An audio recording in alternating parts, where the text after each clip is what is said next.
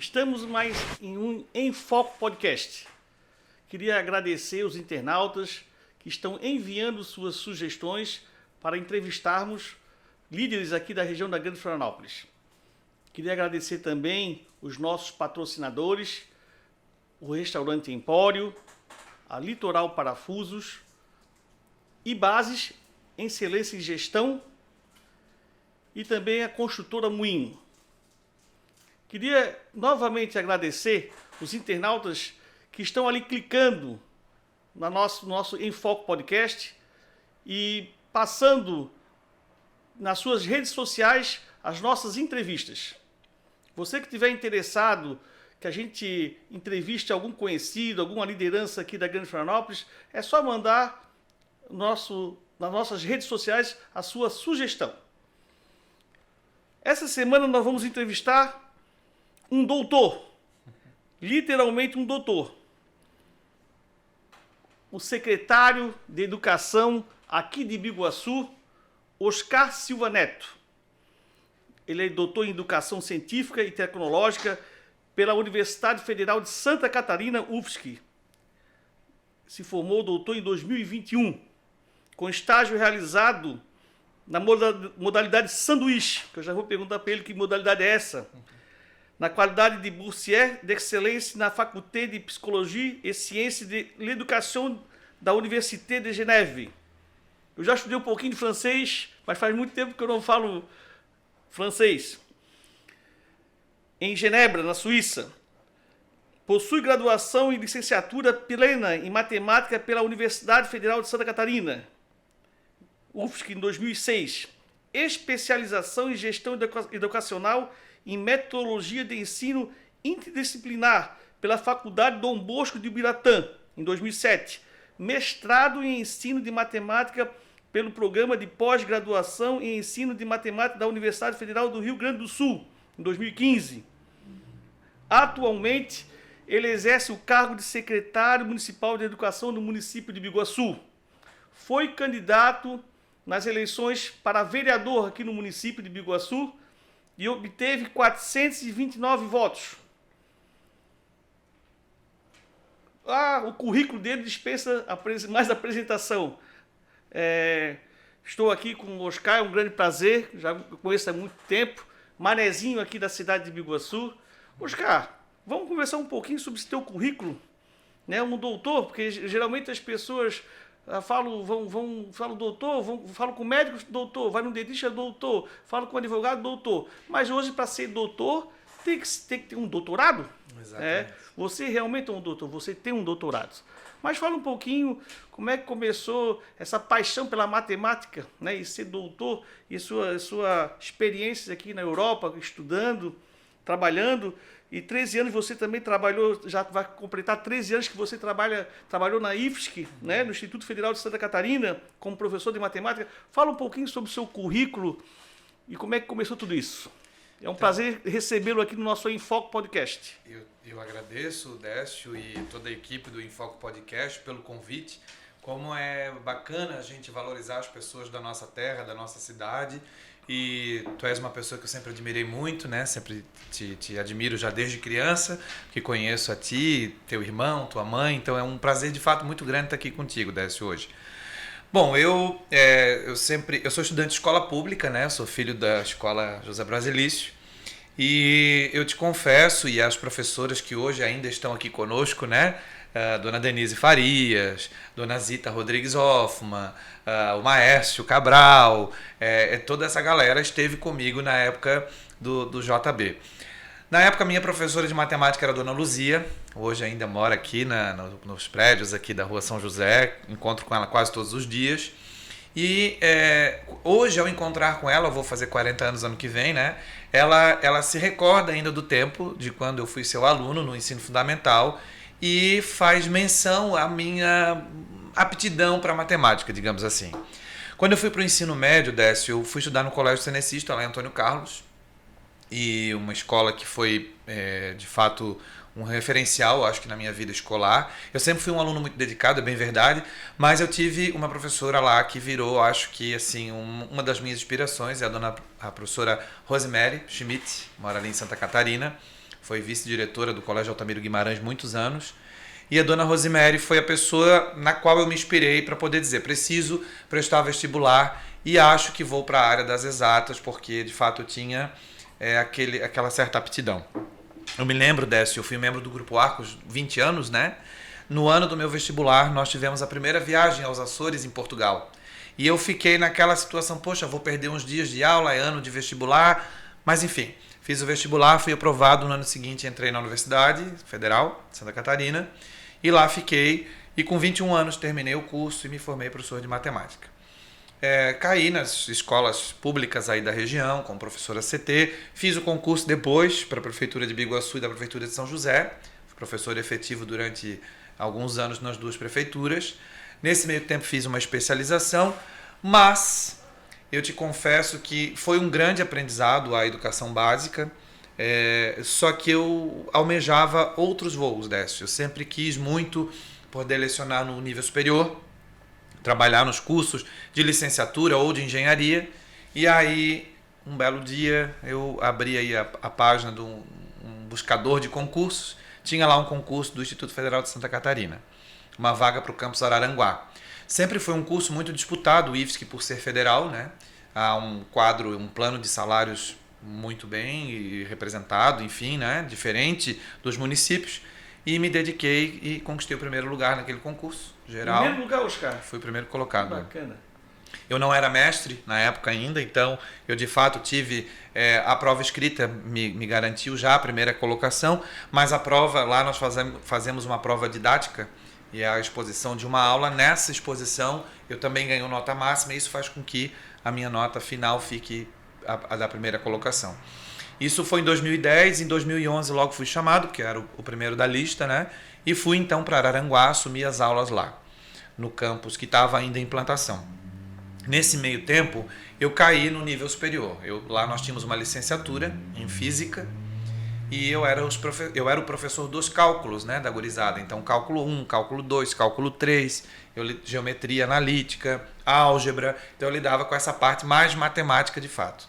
Nesse meio tempo, meus colegas disseram, olha, a Federal do Rio Grande do Sul está com as inscrições abertas para o mestrado. E como Araranguá era talvez mais próximo de Porto Alegre do que de Florianópolis, eu falei, vou até então Porto Alegre fazer a prova. Também ingressei no mestrado lá, e aí fazia então as aulas toda semana, ia a Porto Alegre. Esse ciclo se encerrou em 2015, eu já fazia parte da gestão da reitora do Instituto Federal, então ela me chama para trabalhar na reitoria. Estive com a professora Maria Clara Castro Schneider durante 7 anos e meio, ela foi reeleita gestora, né? Ela teve 2 mandatos, e nos finalmente ali do mandato dela eu falei, eu acho que eu vou aí fazer o doutorado. Para o meio acadêmico é muito interessante, né? Porque a gente volta, Décio, para um lugar de magistério, mas um lugar desconhecido. Quando eu me efetivo no campus Florianópolis, porque hoje eu sou professor ali da Mauro Ramos, da antiga escola técnica, né? Ali eu sou designado para ministrar aulas de cálculo, de geometria analítica nas engenharias. Civil, elétrica, eletrônica, mecatrônica, que é onde nós atuamos no Instituto Federal. E aí eu falei, bom, eu vou tentar então a inscrição no doutorado. Obtive ali contatos, eu sou um pesquisador da área da história da educação matemática, né? Então nós temos uma subdivisão, eu vou assim dizer, os matemáticos puros e os educadores matemáticos, né? Aqueles que se dedicam à parte educacional. E aí eu fui então e ingressei na Universidade Federal de Santa Catarina em 2017, no programa Educação Científica e Tecnológica. Ali, naqueles estudos, já mexendo com dados históricos e história da educação propriamente dita, aparece uma oportunidade, a CAPES lança um edital sobre o doutorado sanduíche. E o doutorado sanduíche, para quem não conhece, né, é uma modalidade em que o nome é sanduíche porque você faz Brasil, exterior, Brasil. Né? Então o exterior é como se fosse o recheio do sanduíche, né? Por isso a modalidade é o nome oficial de fato, né?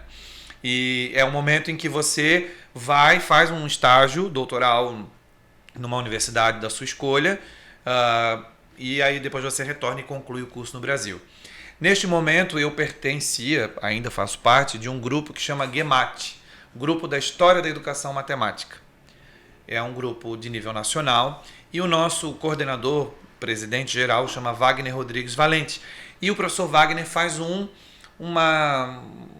termo de colaboração, eu vou assim dizer, com o pessoal de um órgão que chama ERISE, Equipe de Recherche en Histoire Sociale de l'Éducation, que é da Faculté de Psicologie et Technologie de l'Éducation da Universidade de Genebra, na Suíça. Eles escrevem livros em conjunto e abrem aí uma porta para que a gente consiga submeter projetos para lá. Submeti um projeto, confesso a ti, Décio, e aos que nos acompanham, que eu não colocava muita fé, porque nós, infelizmente, pesquisadores da educação, não temos preferências nesses financiamentos governamentais. Essas pessoas que lidam com tecnologia de ponta, com células tronco, enfim, tem uma certa prioridade, eu acreditava, né? Mas, enfim, das 20 vagas, eu fiquei em 11º colocado e conquistei, então, a bolsa para ir a Genebra, na Suíça. E lá eu tive o grandioso prazer, cara, e que experiência, assim, bacana, né? Para que eu pudesse me debruçar, eu tive contato com a professora Rita Hofstetter, é uma suíça, que é a diretora do Instituto Jean-Jacques Rousseau. E ela detém, inclusive, os pertences pessoais, os manuscritos do Rousseau, né? E ela e o esposo, que chama Bernard Chinoli, trabalham, então, com conceitos, saberes, e a gente foi estudar por ali. Esse sonho é um pouco interrompido, era para ter ficado mais tempo. A pandemia surge em abril de 2020 e nós morávamos numa cidade francesa, na fronteira com a Suíça, chamada Annecy, e nesse momento o presidente Emmanuel Macron faz um pronunciamento oficial em que ele fecha todos os estabelecimentos. A Europa começa a viver aquela crise que nós todos acompanhamos, né? E eu era o que nós chamávamos na Europa de frontalier, a pessoa que mora na fronteira e atravessa essa fronteira conurbada com muita frequência. Eu tenho dupla cidadania, né? Eu tenho um passaporte europeu e isso facilitava o meu trajeto, mas a Universidade de Genebra também fecha as portas. E aí, naquele pavor desse... Ficou quanto tempo, Oscar? Ficou quanto tempo? Eu não cheguei a ficar 3 meses. Foi rápido, então? Não chegou a se aprofundar, então? Não. Nós fomos... Não vou saber te precisar a data, mas assim, aluguei apartamentos e, enfim... E você foi com a família, com a esposa? Com família, com tudo. O meu filho mais velho já era, né, tinha 5 anos, fez os 5 anos lá, matriculamos na escola. Enfim, nós tínhamos uma vida mais ou menos organizada já, né? Você tinha dupla cidadania, brasileiro e... Luxemburguesa. Não sabia disso. Sim. Um grande número de pessoas, Biguaçu, Antônio Carlos, São Pedro de Alcântara, né? Alguns sobrenomes que nós... Que coisa chique, Oscar. Pois então. Então, eu sou bisneto do Frederico Boom, né? Eu sou neto da dona Nair Boom, casada com o seu Oscar, né? Uhum. E o Frederico Boom, que empresta o seu nome para a rua do 17 de maio, né? É meu bisavô. E nessas andanças a gente descobriu que ele era filho de uma senhora chamada Susana Chapo. E essa Susana Chapo é luxemburguesa, de nascença, e está enterrada no cemitério de Biguaçu. Então ela imigra para o Brasil, mora, ao que tudo indica, na região de Rancho Queimado, e depois muda-se para Biguaçu e a nacionalidade foi direta, né? Então eu tenho o passaporte luxemburguês e isso abre portas para nós brasileiros na Europa, né? E aí acontece isso, Décio, a gente retorna, a CAPES manda chamar todos os estudantes brasileiros que estavam no exterior e eu retorno ao Brasil muito assustado porque eu fiquei algum período trancado dentro de casa na Europa e quando eu retorno o Brasil não tinha entendido ainda a gravidade do problema, né? Então eu lembro de avisar a vigilância epidemiológica, olha, cheguei, aquela região da Lombardia no norte da Itália, morriam 1.000 pessoas por dia naquela região e fazia fronteira com Genebra, né? Com o sul da Suíça, né? Então nós estávamos literalmente muito próximos. E havia um certo pavor. Eu lembro de ligar para um supermercado aqui da nossa cidade tradicional, traga arroz e macarrão para mim. Eles levavam com luvas e máscaras, penduravam na grade do portão. Eu não encontrava com eles porque eu tinha vindo da Europa, né? Do epicentro da pandemia, né? E aí, claro, a gente teve esses meus orientadores, eram já uma certa idade, e a gente continuou então a fase do doutoramento virtual, né? E aí eu defendo, de fato, os suíços fazem parte da minha banca de defesa. Foi muito interessante porque foram de uma gentileza e de uma ajuda inexplicável. Eu acho que não que eu encerrei porque ainda tem pós-doutorado, dá para fazer outras coisas, né, Décio? Mas eu acho que eu coroei aquele momento ali com grande chave de ouro, assim. Então, ficou fazendo virtualmente quanto tempo? Eu defendo eu retorno em abril, me candidato a vereador, então disputo as eleições. No primeiro ano da gestão do prefeito Salmir e Alexandre, eu já sou secretário, eu devo ter doutorado, a minha defesa deve ter sido em dezembro de 2021. Então nós ficamos o primeiro ano de gestão, eu ainda fazendo... Estudando ainda? Estudando, sim. E qual foi a tua defesa, Oscar? Nós construímos eu sou professor de matemática, né? Nós construímos como é que eu vou dizer? Nós caracterizamos uma aritmética específica do ensino industrial brasileiro. Eu defendo na tese que o IFSC, a instituição a qual eu pertenço hoje, foi um dia Escola de Aprendizes Artífices, em 1909, depois ela muda para Liceu Industrial, depois ela muda para Escola Industrial de Florianópolis e depois Escola Técnica Federal de Santa Catarina, depois Cefet, depois IFSC, né? Essa é a trajetória dessa instituição. Mas, como pesquisador da história da educação, naquele período dos anos 40, 50 e 60, nós fomos em busca tanto dos achados europeus, né, porque os congressos internacionais do ensino industrial eram realizados na Suíça, em Genebra. Então eu tive acesso a um órgão que chama Bureau International du Travail, que é um escritório que pertencia à OIT, a Organização Internacional do Trabalho, e aí eu consegui ter acesso aos jornais dos anos 30 e dos anos 40, aos manuscritos, às atas, aos combinados daqueles congressos, e que os países deveriam ser signatários para isso poder fazer valer nas suas normativas nacionais. E o Brasil foi signatário de muitos desses eventos, de 38, de 39, né? Ministros da educação daquela época, Francisco Montojos, enfim, uma série de políticos importantes daquele momento foram até a Suíça, em Genebra, e discutiram como é que seria a formação do aluno para a mão de obra industrial brasileira. E nós defendemos que existia ali uma matemática, uma aritmética propriamente dita, própria daquela mão de obra, daquele alunado para aquela finalidade. Então é uma tese muito interessante, está na internet, quem quiser ler, fica o convite, né? Mas a gente então, por ser uma tese de doutorado inédita, né, que a gente precisa comprovar o ineditismo, a gente caracteriza o que a gente chama de aritmética industrial. Oscar, e como é que foi a questão da língua, Oscar? Porque você foi para lá, estudasse rapidamente ou se jogasse sem... Como é que foi o francês lá? Eu tive uma grande coincidência dessa, porque veja, eu começo a estudar francês na Universidade Federal de Santa Catarina, eu fiz o curso extra, para quem frequenta, né, sabe como é que funciona.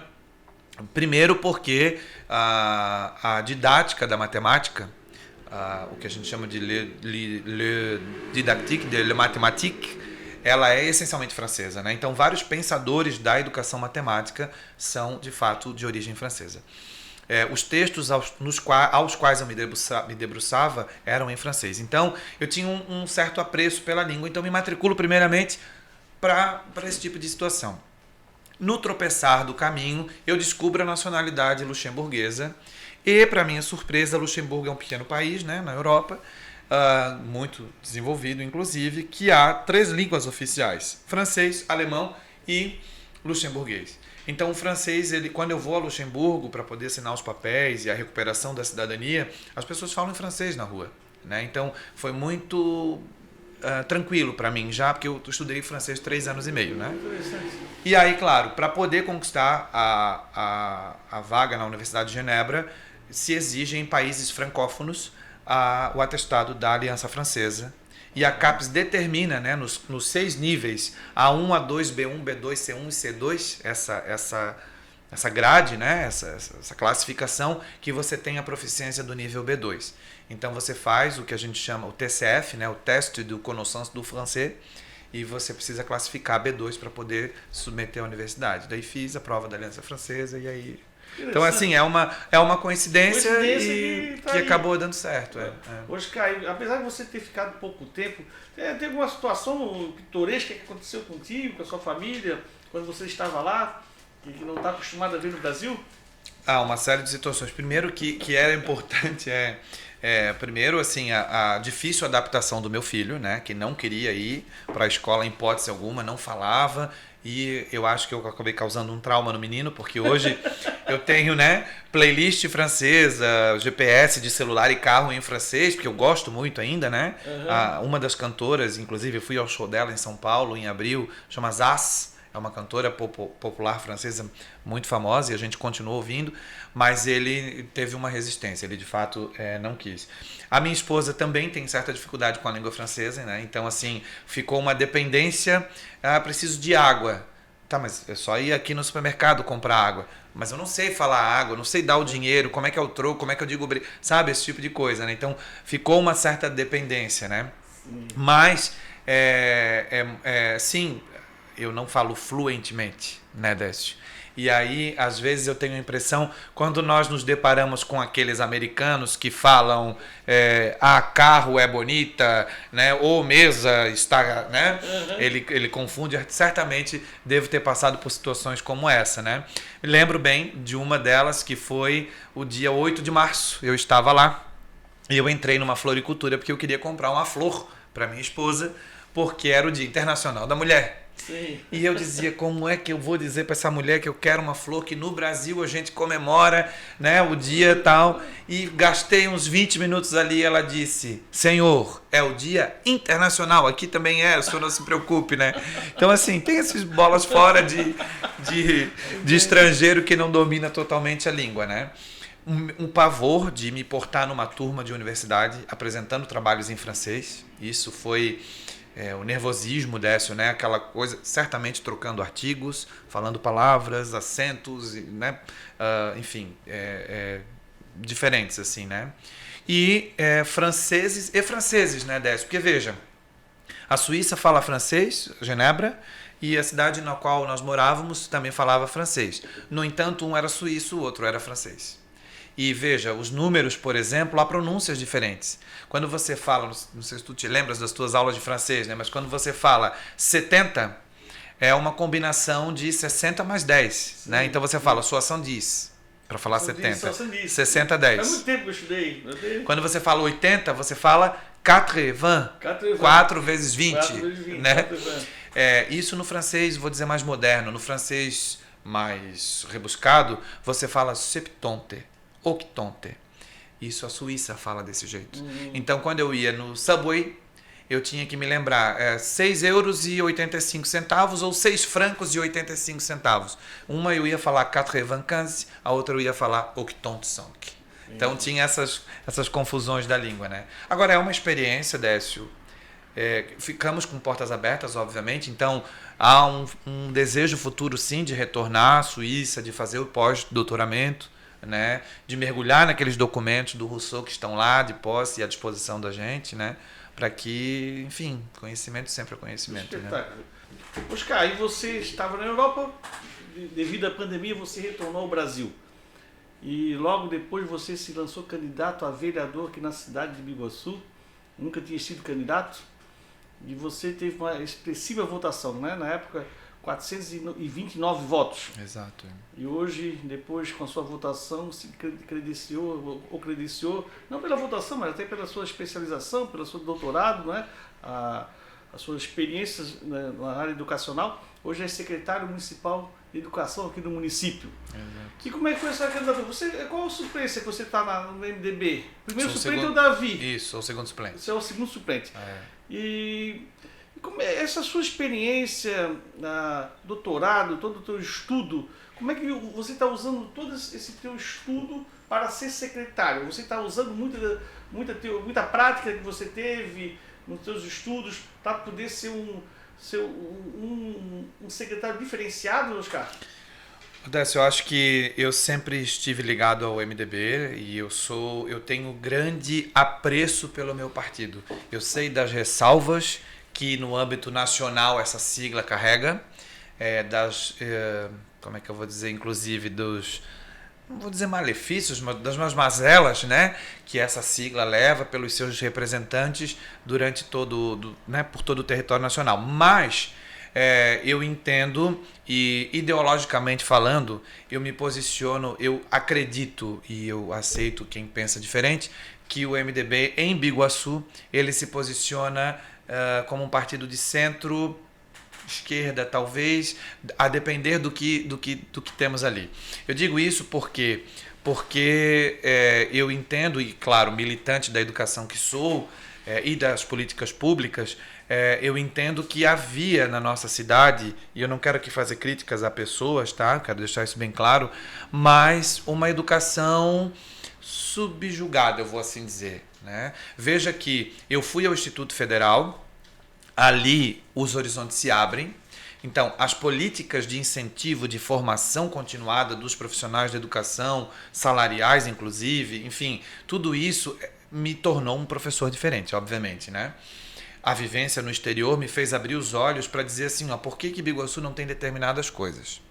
Quando eu me candidato, Décio, era um desejo reprimido? Eu vou te dizer que sim. No entanto, eu não tenho grandes vergonhas de falar em público, eu te confesso, mas de convencer as pessoas de que eu sou uma boa pessoa, de que as pessoas podem confiar em mim, isso me custa um trabalhão. É tão difícil, é tão fácil poder olhar para a câmera e dizer vote no fulano de tal que nele eu acredito, e tão difícil dizer vote em mim porque eu acredito em mim mesmo. Como é difícil para mim, Décio, poder debater, querer te convencer de que eu sou o melhor candidato para tu votares, né? Mas enfim, foi uma experiência muito interessante, só que eu fiz o seguinte, eu tive um grupo de familiares e amigos que estavam comigo, obviamente, e aí eu fiz a seguinte promessa, eu não coloco dinheiro, não vou gastar dinheiro, eu hoje opto pelo salário de efetivo, né? Ele é maior que o salário de secretário, então eu não ganho salário da prefeitura, eu recebo o meu salário do Instituto Federal de Santa Catarina.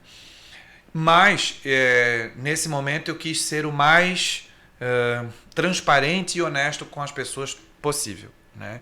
Então eu dizia assim, o que você vai me dar? Absolutamente nada. Isso eu posso olhar para você, para a câmera, para as pessoas, com o olhar, com cabeça erguida e dizer, não teve cesta básica, não teve telha, não teve, porque a forma com a qual a gente se comprometeu não era desse jeito. Então eu sou muito grato às 429 pessoas que acreditaram em mim, porque foram pessoas que acreditaram em mim na conversa, Décio, ou na leitura de algum tipo de material, né? Mas eu preferi fazer dessa forma. A pessoa dizia, se você não me der uma cesta básica, eu voto em outra pessoa. Faça isso, aquela pessoa te representa. Eu não estou dizendo que o vereador não tem que ajudar as pessoas, mas no pleito eu quis manter a minha integridade e graças a Deus e aos meus amigos e parentes consegui. Quando o prefeito Salmir se torna, e sim, eu havia perdido 3 eleições, eu enquanto partido, né? Havia perdido 3 eleições, eu queria muito ter esse desejo de ver este grupo que eu queria ver à frente da administração municipal. Eu acredito nas pessoas que estão na honestidade, na competência, tanto do prefeito Salmir quanto do vice-prefeito Alexandre. Eu queria poder ver esses rostos desconhecidos, vou assim dizer, não tão carimbados à frente de uma administração. E pasmem todos, nós não sabíamos, porque não tínhamos esse compromisso com ele. Fomos candidatos, disputamos a eleição, ganhamos a majoritária, isso que era o importante, claro. No dia seguinte, vida normal, as pessoas diziam, e daí, tu vai ser secretário? Não sei, preciso receber um convite para ser, né? Recebo um convite pós-Natal, veja, né? Eu fico na expectativa, mas será que vai ser? Quem mais seria? Essas composições não são simples, né? E aí a dupla Salmir e Alexandre me convida ali no dia 26 e aí a gente assume no início de janeiro. Eu me deparo, Décio, com uma educação, com profissionais, tu me permites, assim, um pouco desacreditados. Os primeiros dados que eu recebo são a pior educação da Grande Florianópolis. Dos 22 municípios, a posição do IDEB, aquele índice educacional, eu escrevi sobre isso, em 22º lugar. Né? E eu dizia assim, o que é que quando eu comparo com outros municípios com menor arrecadação do que a nossa, com piores salários em relação aos nossos, com piores estruturas físicas em relação às nossas. O que é que esses municípios têm que Biguaçu não tem? E aí começa um grande desafio. A gente assume a prefeitura num ano pandêmico. Não tinha aulas presenciais, hora volta, hora não volta. Tribunal de Contas, Ministério Público, órgãos de controle cobrando. População, né, assim, receosa. Medidas, reveza, não cabe todo mundo na sala, menos pessoas no ônibus, mais rotas, menos material, mais comida, não serve. Cara, que cenário desafiador que foi o primeiro ano. Dificílimo, dificílimo. Até as coisas se estabilizarem, levou um tempo. Mas, Décio, eu percebia que nós não podíamos falhar na política salarial desses profissionais. Nós precisávamos fazê-los acreditar que era possível fazer um trabalho diferente. Não poderíamos trabalhar mais naquelas condições estruturais. As estruturas físicas dos nossos CIs e das nossas escolas eram severamente comprometidas. Alguns deles ainda estão, porque, claro, né, de todos os 23 unidades que nós somos responsáveis, não consegui reformar todos os 23 ainda. Já foi grande parte, mas ainda não foram todos. E assim, a gente começa a tentar trilhar um caminho. Veja que a gente começa a fazer... Primeiro grande feito que eu posso te dizer, a aprovação na Câmara de Vereadores da lei do afastamento remunerado para mestrado e doutorado. Eu sou fruto de um doutorado sanduíche. Não tem como eu não dizer para os professores de Biguaçu, façam os seus mestrados e doutorados recebendo o seu salário, porque senão ninguém sobrevive de bolsa de CAPES. Né? Então, nós aprovamos a lei na Câmara, lançamos um edital a cada semestre e de 6 em 6 meses uma quantidade de servidores efetivos se afasta para fazer mestrado e doutorado com remuneração. Isso era uma promessa de campanha, constando no plano de governo, e foi uma das primeiras ações. E tem muitos outros caras que já fizeram? Hoje nós temos 5 servidores que estão afastados. Tá. Isso eu entendo que demora, Décio, a virar uma cultura institucional, porque nós não podemos. Nós somos hoje 1.220 servidores na educação. 1.200. Né? Dos 2.400 que a prefeitura tem, metade, então. 51% da folha de pagamento está comigo. Uhum. Então, ali tem professores, técnicos, especialistas, auxiliares de sala, auxiliares de ensino, tradutores de Libras, tem uma série de profissionais envolvidos. Daqui a pouco eles retornam, aí vai virar um ciclo, né? Eu imagino um doutorando dando aula aqui em Biguaçu. É isso. Nós temos poucos doutores, é bem verdade, e isso precisa ser fomentado. Agora, claro, essa vida acadêmica, Décio, ela exige uma certa dedicação. Então, as pessoas também precisam estar dispostas a passar pela pós-graduação estrito sensu. Mas eu acho que foi assim de grande valia. Eu sou muito grato ao prefeito e ao vice-prefeito porque abraçaram essa causa. E sim, hoje o nosso magistério consegue sair para os seus estudos com remuneração. Uma outra lei que dia 30 de novembro a gente consegue realizar é a eleição do plano de gestão escolar. Eu sou grande defensor da gestão democrática na educação. Eu não estou dizendo que cargos comissionados não são produtivos, às vezes eu sou mal interpretado, eu queria deixar bem claro isso, né? Mas eu acredito que os servidores efetivos precisam assumir o protagonismo na liderança das nossas instituições. Então, pela primeira vez na história de Biguaçu, nós temos diretores eleitos pela comunidade escolar. Nos CIs, nas creches, como o pessoal fala, né, popularmente falando, votam servidores e pais das crianças. E nas escolas votam os alunos do 6º ao 9º ano, os servidores e os pais. Então, nós teremos, as posses ocorrerão dia 1º de fevereiro, destes servidores eleitos, né, para o mandato de 2 anos. E a gente vai ter agora uma mexida, vou assim dizer, na gestão dessas escolas. Né? Mas eu estou vendo também uma propaganda oficial do governo do Estado. Coincidiu. O prazo coincidiu. Então, a nível de Estado está tendo. Exato. E coincidentemente, Biguaçu também. Coincidentemente também, pela primeira vez. O Estado já tem isso com uma certa tradição. O Estado ocorre 3 e 4 de dezembro, domingo e segunda-feira. E a nossa, 30 de novembro, na quinta-feira. Então, é a primeira vez, de fato. Né? Então, os servidores estão defendendo, tem a sessão, né? Já ocorreu, a defesa pública da sessão do seu plano de gestão. Servidores efetivos estão na frente da comunidade escolar, servidores, pais e alunos, dizendo: pretendo fazer isso, gostaria de fazer isso, quero fazer isso, né? Expondo as suas metas e se colocando à disposição. Os lugares que tem um só candidato, os eleitores escolhem sim ou não, os lugares que tem 2 candidatos, daí opta por um dos dois. Vai para a disputa. Oscar, você assumiu o Biguaçu com o IDEB lá embaixo, nos 22 municípios da Grande Florianópolis, nos 22 municípios da Grande Florianópolis, sim. Biguaçu estava no 22º. Pior, né? Pior. Isso é um fruto do trabalho da gestão passada, que deixou a educação muito ruim na cidade. Como é que está hoje o IDEB?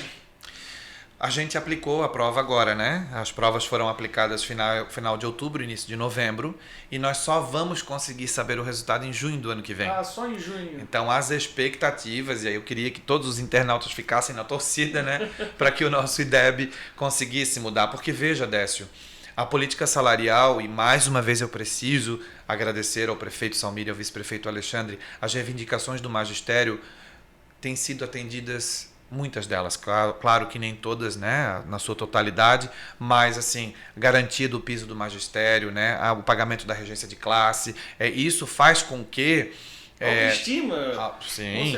E hoje nós temos, Décio, uma das melhores remunerações do magistério do estado de Santa Catarina. Os nossos professores hoje ganham mais que professores de Araranguá, de cidades com outros potenciais. Claro que ainda perde para Criciúma, para Florianópolis, né? Mas está à frente de Joinville, se nós somarmos o Vale Alimentação junto, por exemplo. E que tomara que nós tenhamos fôlego e saúde financeira para cada vez poder pagar mais para esses profissionais. Agora, claro, o que nós temos hoje? Um cenário positivo, eu te diria, porque primeiro nós trabalhamos em cima disso o ano inteiro, Décio. Nós contratamos 25 professores especificamente para trabalhar no projeto da alfabetização. Então, assim, alunos foram retirados de sala de aula para dizer: você precisa ler e escrever, senão você nunca vai conseguir avançar nos seus estudos. Nós somos o município, eu sou o presidente do colegiado dos secretários da Grande Florianópolis, e nós somos o município com mais número de alunos inscritos, maior número de alunos inscritos no programa Gestão da Alfabetização, consignado, vou assim dizer, na Associação dos Municípios da Grande Florianópolis. Então, esse ano, eu posso dizer que foi um ano que nós assumimos forte a alfabetização, forte, eu vou dizer, o preparo das crianças para a prova do SAEB. E nós tivemos um percentual de presença no dia da prova nunca visto em Biguaçu. Foi o maior percentual, mais de 95% dos estudantes participaram da prova. Então, eu estou muito otimista para quando em junho isso sair, eu tenho certeza absoluta que a gente sai dessa lanterna, né? O nosso índice nos anos iniciais era 4,9. Veja, né? Nem 5, nós não temos metade dos índices, né?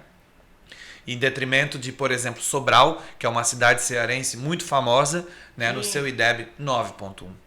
Né? Então, cidades estão disparando. A vizinha, Governador Celso Ramos, tem IDEB acima de 6. Águas Mornas, aqui pertinho, tem IDEB acima de 7. E nós, Biguaçu, com 4,9. Isso, para mim, é inadmissível.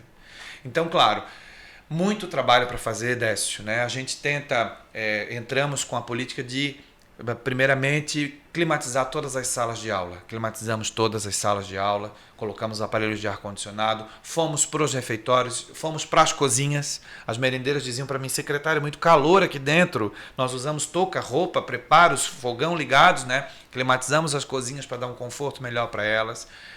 Mudamos o cardápio, inserimos carne suína, trocamos margarina por manteiga, trocamos achocolatado por chocolate 50%. Estamos fazendo o teste da aceitabilidade do peixe, para ver se no ano que vem inserimos o peixe na alimentação das crianças. Quer dizer, tem uma série de questões acontecendo, Décio, de investimentos para que a gente consiga obter melhores resultados. É um trabalho árduo, né, Oscar? Eu me lembro, quando você assumiu, tinha escola que o mato estava comendo. Muito alto, né? Pintura, goteira. E veja, Décio, nós temos, hoje em dia, os senhores podem acompanhar pelo portal da transparência, quaisquer obras que você execute são 2 milhões de reais. Vamos reformar e pintar a creche, 2 milhões, 1 milhão e 800. Vamos ampliar, 1 milhão e 500. 1 milhão, não tem nada mais assim, né? Então, a gente sim já fez várias reformas e ampliações, e a gente está com um padrão de qualidade que é o seguinte: inauguramos tudo novo.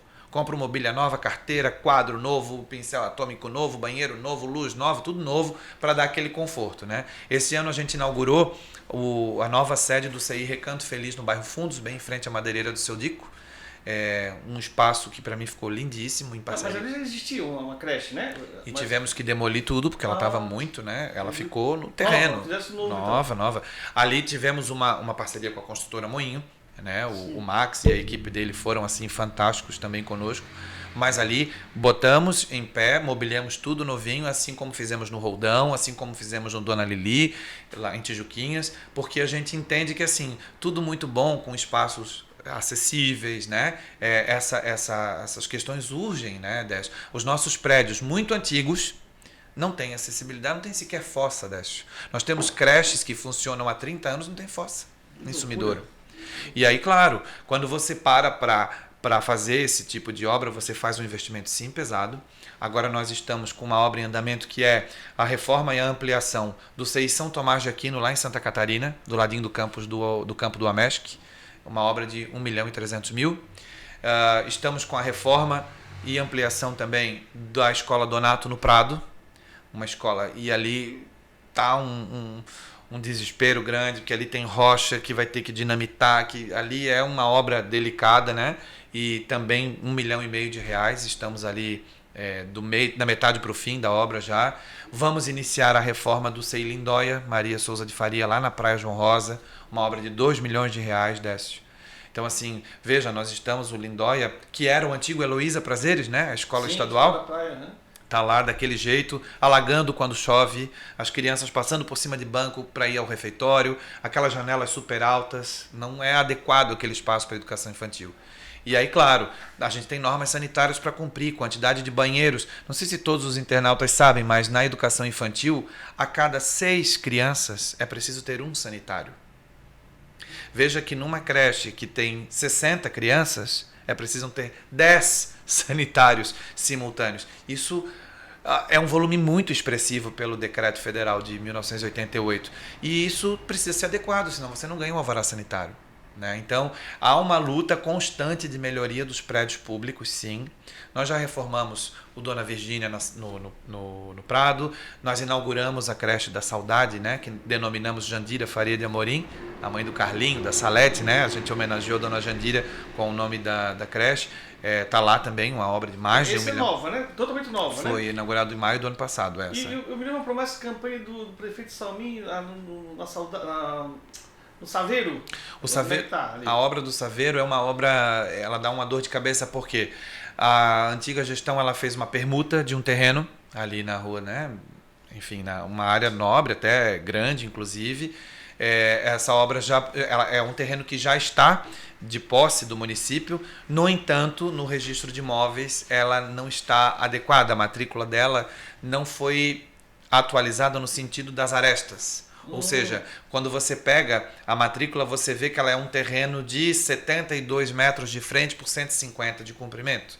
E quando você faz a foto da topografia, né, você vê que ela é cheia de arestas por causa das invasões e tudo mais. Hoje, submetemos um projeto ao FNDE, no Ministério da Educação, através do vereador Douglas Fernandes de Souza. Ele conseguiu, junto ao deputado Darcy, uma verba de R$4 milhões, que hoje depende, a chegada dessa verba depende da regularização deste terreno.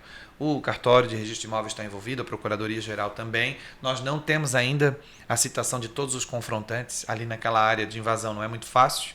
E hoje, grande parte ali ainda depende de uma decisão judicial para a posse e a correção da matrícula, que é o único documento que falta para a gente começar a obra.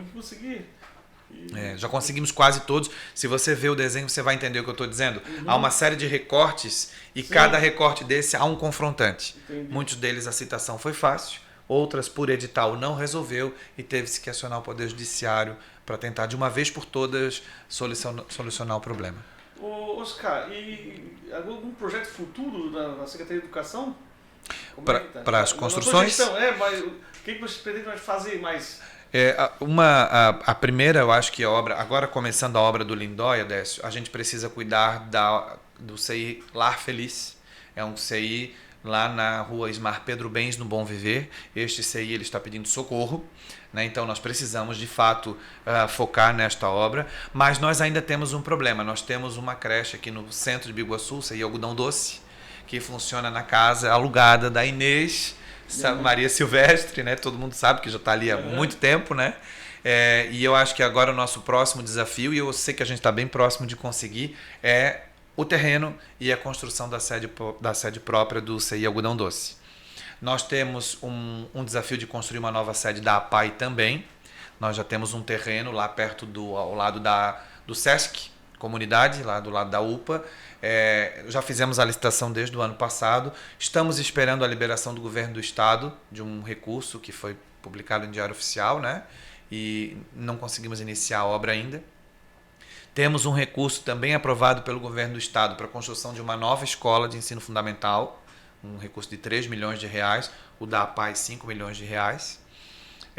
Também estamos aguardando a liberação, o terreno nós já dispomos, né? E eu acho que as coisas se encaminham para essas construções duas novas, né? E Oscar, tem demanda, está faltando vaga para creche? Tem demanda? Como é que está? Tem gente na fila? Recentemente, Décio, o que acontece, né? Essa é a importante pergunta, porque uma das promessas de campanha do prefeito Salmir era a creche em período integral. Nós não tínhamos creche em período integral em Biguaçu. Hoje em Biguaçu as creches funcionam, você faz a opção, né? Ou das 7 à 1 ou da 1 às 7. E o que acontece? Nós temos uma demanda, a nossa rede hoje conta com aproximadamente 6.300 alunos, infantil e fundamental e EJA. E nós temos o seguinte, qual é o cenário? À medida que nós fomos abrindo turmas integrais, veja, numa turma que tem 25 crianças de manhã e 25 crianças à tarde, você vai ter que suprimir para ficar somente 25 crianças o dia inteiro. Então você gerou uma defasagem de 25 vagas, né? É preciso investir nas vagas em período integral. Então, o que acontece? Nós já temos período integral em 7 instituições. E quantos alunos integral já tem? Amigo, daí eu vou chutar aqui, mas eu acho que nós estamos com 150. Em 2023. A projeção é que aumenta, porque nós estamos fazendo a implantação gradativa. Começamos ano passado, este ano abrimos mais uma, ano que vem o sequencial vai acabar sendo assim, né? E parceria com a iniciativa privada, não é bom, Oscar? Pegar a escola particular e pagar para botar uma criança lá? Do ponto de vista da gestão, é excelente. Do ponto de vista pedagógico, o magistério não enxerga, e aqui eu tenho que fazer uma fala como professor, né? Sim. É um tanto quanto complicado, porque as instituições particulares, elas gozam de autonomia pedagógica e didática, né? E não necessariamente essa proposta é alinhada com a proposta da rede pública. Então, se isso vir a acontecer, e eu tenho manifestações do próprio Conselho Municipal de Educação contrária a essa adoção de medida. Por quê? Porque você pode fazer tal qual o secretário de Tubarão, por exemplo, fez. Zeramos a fila em Tubarão. Mas por quê? Porque ele fez parcerias com a iniciativa privada. Então ele paga mensalidades nas escolas particulares para crianças da rede pública estudarem. E aí isso em Biguaçu nós teríamos que ter um cuidado. A criança que estuda num determinado colégio tem um determinado currículo que não é o currículo da rede municipal. Porque eu me lembro que eu fiz uma reportagem, eu não me lembro dos detalhes, mas fizemos uma conta, a criança era o que gastava com uma criança na rede pública de Biguaçu supera a mensalidade do privado. Sem dúvida. Então eu me lembro que fiz essa reportagem. Então, mas aí esbarra nessa questão didática e tal. Esbarra uma questão pedagógica séria que eu vou te dizer assim, uma das saídas quais seriam? Alugar prédios, por exemplo. Se você não tem prédio próprio, você paga um aluguel, um prédio adequado, obviamente, né, para poder abrirem outras turmas ali naquele Mas tentar se implementar isso daí? Isso não é tão simples. Hoje, o que eu posso dizer a vocês, e é importante a gente tocar nesse assunto, eu sempre digo para os órgãos de controle, nós temos mais vagas do que crianças em fila de espera. Como assim, Oscar? Isso é mentira, porque eu fui ali, eu estou ali, ninguém me chama, eu não tenho vaga. Só que o que acontece? As famílias estão acostumadas a escolher as instituições. Então, eu posso lhe dizer o seguinte, por exemplo, nos CIs de Sorocaba, de Santa Catarina, do Tijuquinhas, Cachoeiras, sobram vagas. Aí quando você oferta para a família, mesmo que você forneça o transporte escolar, a família vai dizer, eu não quero ir, eu quero só se for aqui. Entendi. E esse só se for aqui, ele gera um comprometimento de uma lista de espera. Que daí, de fato, se você for pedir, você vai ver, tá, mas tem 20 crianças aqui, mas eu tenho 20 vagas lá. Ela não vai porque não quer.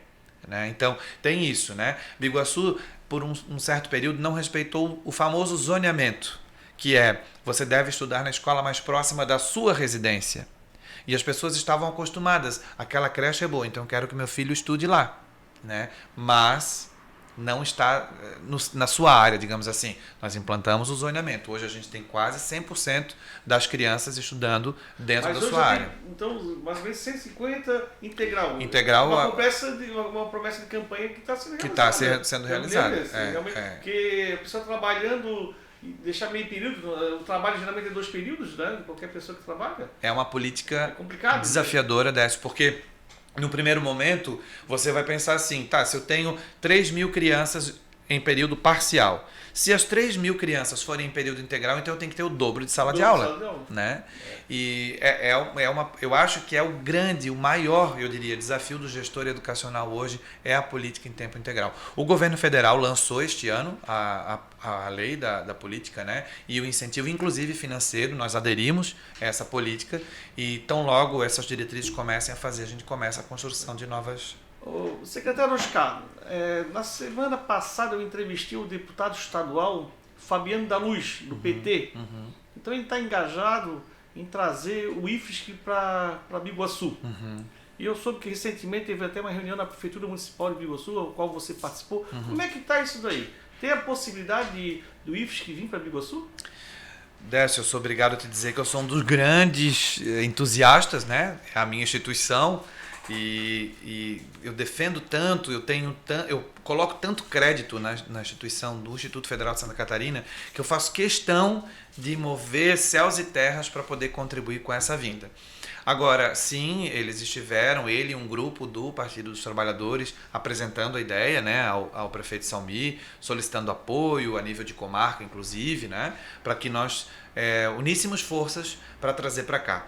É bem verdade que nós moramos numa região conurbada, com São José, com Palhoça, com Florianópolis, que já detém nesses 3 municípios campos do Instituto Federal. Né? Então, veja, depende de uma iniciativa do município, na cessão de um terreno, o prefeito Salmi, na mesma hora, se coloca à disposição. Né? No entanto, isso depende de uma força política grande, né? E de uma articulação, e representantes do governo federal estiveram aqui, né? O deputado Fabiano da Luz, mesmo sendo deputado estadual, tem todo um canal de relacionamento com isso. Então, foi mais um grande pedido, assim, ajudem-nos na campanha para que nós tenhamos um campus do Instituto Federal aqui. É um diferencial. A educação profissional, científica e tecnológica na vida das pessoas, ela transforma a região onde ela está inserida. Oscar, eu me lembro que isso é antigo. Eu me lembro no governo do ex-prefeito Castelo. Foi ventilado. Já tinha esse movimento. Eu não sei como é que morreu, porque não aconteceu. Eu estava já na instituição, né? Eu acompanhei a parte da cessão do terreno, a tentativa junto ao Instituto Federal, que depende, obviamente, do Ministério de Educação, né?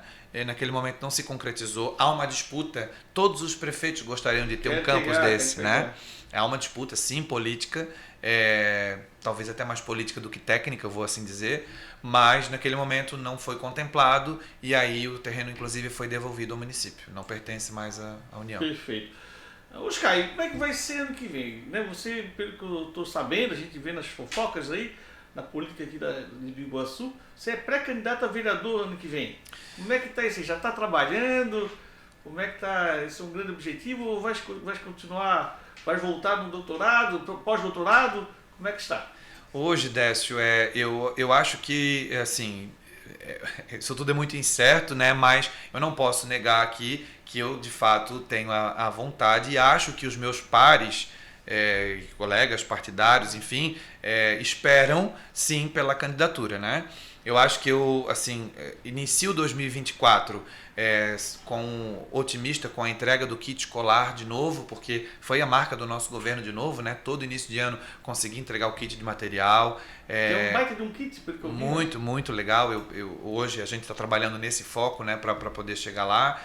Mesma coisa, uniforme escolar, a gente já entregou ano passado, entregamos esse ano e queremos entregar ano que vem de novo. E a formação de professores forte.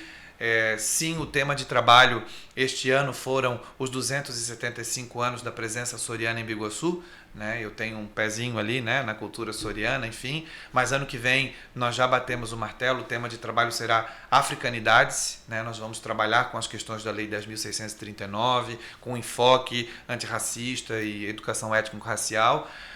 Eu pretendo, né, deixar a casa em ordem e, se for, obviamente, né, da vontade do prefeito e do partido, eu, dia 6 de abril, se for candidato, preciso me desincompatibilizar, né?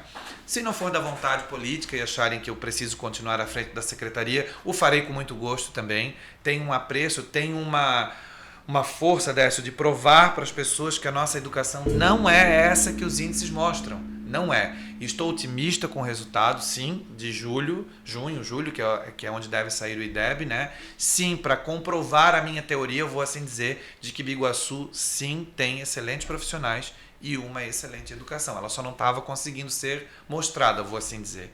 Mas sim, o cenário é promissor, obviamente, e sem demagogias, né? Eu gostaria muito sim da reeleição do prefeito Salmi e do vice-prefeito Alexandre. Como é que você vê isso?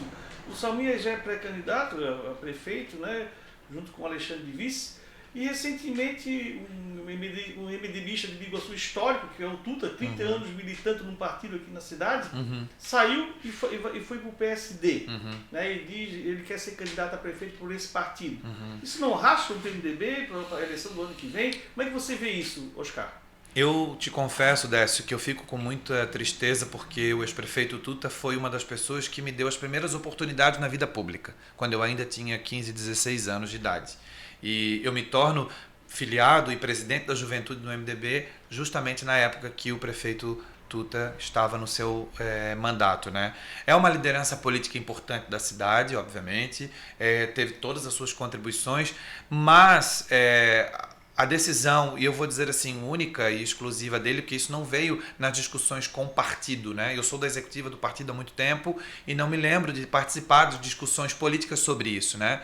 Eu não sei quais foram as cláusulas postas, quais foram as causas que levaram à decisão, suspeito que seja de fato, né, a vontade de querer se candidatar e talvez ter percebido que este grupo que aqui estava iria na reeleição do prefeito Salmi novamente, mas assim, é com muito pesar, eu não conversei com ele ainda sobre isso, nem antes nem depois da ida, né, mas eu fico triste sim com a saída, né, nenhum grupo gosta de se desmanchar desse jeito. Se ele entender melhor que aquele é o caminho, que ele gostaria de ir para lá, eu lhe desejo sucesso de fato, né? Que ele consiga fazer uma boa campanha, enfim. Mas não há como a gente não falar do avanço e da administração do prefeito Salmi e do vice-prefeito Alexandre, né? Então, particularmente, né, não teria como ser diferente, né, Décio?